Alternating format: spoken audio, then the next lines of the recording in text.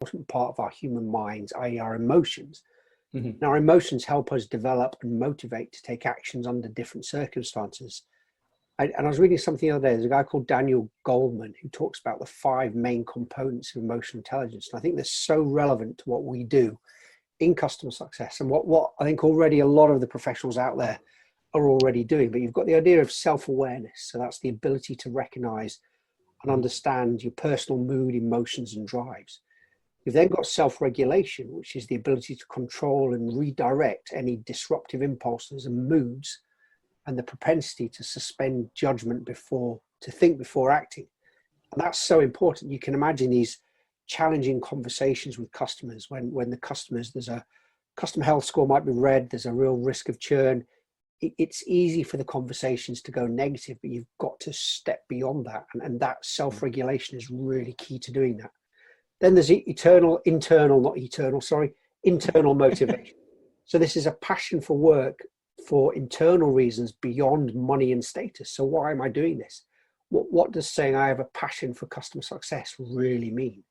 And it's a deep question. You know, I think I learned many years ago, for me, it's about service. And I think I was brought up in an environment where service was very, very important. And it stayed with me. And I customer success for me is all about a service mentality. So there is a passion there that comes from something far deeper than just money and status. There's the fourth one then is empathy. And I think it's something that we talk about a lot, we know well in customer success, but it's the ability to understand the emotional makeup of others, our customers, our colleagues, our friends, our partners, and how to treat them according to their own emotional status and emotional state and emotional reactions. And that's really important. So it's understanding other people.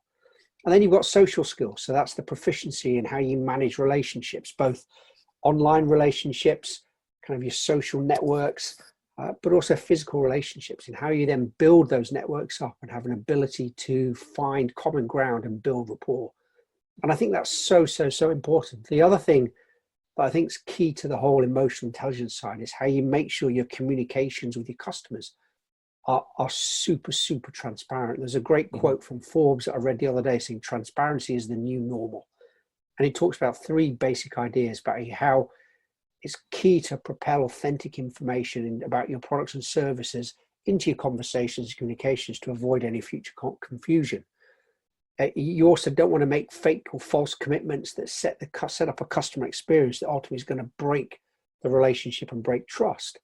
And the third thing is about knowing your brand. And by you knowing your brand, it helps you help your customers build and create brand efficiency. So there's a lot of really key things to play on over there.